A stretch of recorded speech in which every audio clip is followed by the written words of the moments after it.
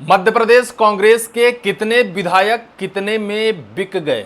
मध्य प्रदेश की राजधानी भोपाल से सबसे बड़ी खबर इस वक्त की है कि मध्य प्रदेश भारतीय जनता पार्टी राज्यसभा उम्मीदवार कांग्रेस की जो मीनाक्षी नटराजन है उनके सामने अपना प्रत्याशी घोषणा कर दी है। अपने प्रत्याशी को चुनाव मैदान में उतार दिया है।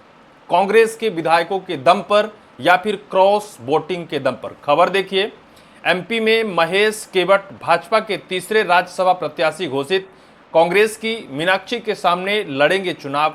आज दोनों नेता भरेंगे नामांकन। ये सरगर्मी महज आज से 5-6 दिन पहले से चल रही है। बीजेपी के दिग्गज नेता इस ओर इशारा कर रहे हैं, क्रॉस वोटिंग तो कराएंगे, चुनाव तो लड़ाएंगे और तीसरी सीट जो कांग्रेस के हाथ में है उसे भी हम एन केन प्रकारेण साम दाम दंड भेद छीन लेंगे। और आखिर वो हो ही गया। बीजेपी आज अपने उम्मीदवार का नामांकन दाखिल कराएगी और आज ही कांग्रेस की उम्मीदवार मीनाक्षी नटराजन का भी नामांकन दाखिल किया जाएगा। आपको मैं वो खबर दिखाता हूं जिस खबर में यह दावा किया गया है कि मध्य प्रदेश के मुख्यमंत्री मोहन यादव और मोहन यादव के साथ साथ मध्य प्रदेश के दिग्गज और धुरंधर नेताओं की बीते रविवार रात को सीएम हाउस पर बड़ी बैठक हुई है और केंद्रीय आलाकमान के निर्देश के बाद अपने उम्मीदवार की घोषणा कर दी गई है। आज यानी 8 जून को ढोल नगाड़ों के साथ नामांकन दाखिल किया जाएगा। महेश केवट जो तीसरे बीजेपी के राज्यसभा के उम्मीदवार होंगे। बीजेपी के पास अभी बहुमत है नहीं क्योंकि 2 राज्यसभा उम्मीदवारों के लिए महज 116 विधायकों की जरूरत है और बाकी जो 46-48 बचते हैं विधायक बीजेपी के पास, उतने में तीसरे उम्मीदवार को नहीं जिताया जा सकता है। बीजेपी को अब भी 10 ऐसे विधायक चाहिए जो कांग्रेस से उन्हें खरीद फरोख्त या फिर क्रॉस वोटिंग करानी होगी। कांग्रेस के विधायक किस दम पर क्रॉस वोटिंग करेंगे, किस दम पर बीजेपी का साथ देंगे, क्या नोटों के टुकड़ों के दम पर राज्यसभा के उम्मीदवारों के चुनाव का निर्णय होगा, ये तो अब वही जाने। क्योंकि ये बात खुलकर कभी नहीं आती कि आखिर राज्यसभा की तीसरी सीट जो कांग्रेस के हाथ में है उसे बीजेपी किस दम पर हथियाएगी। खबर मैं आपको पढ़ाता हूं। सीएम हाउस में 1 घंटे चली बैठक। भाजपा के तीसरे उम्मीदवार को लेकर रविवार शाम मुख्यमंत्री निवास में करीब 1 घंटे तक बैठक चली। इसमें चुनावी रणनीति और नामांकन प्रक्रिया पर भी चर्चा हुई। बैठक के बाद महेश केवट के नाम पर अंतिम सहमति बनी।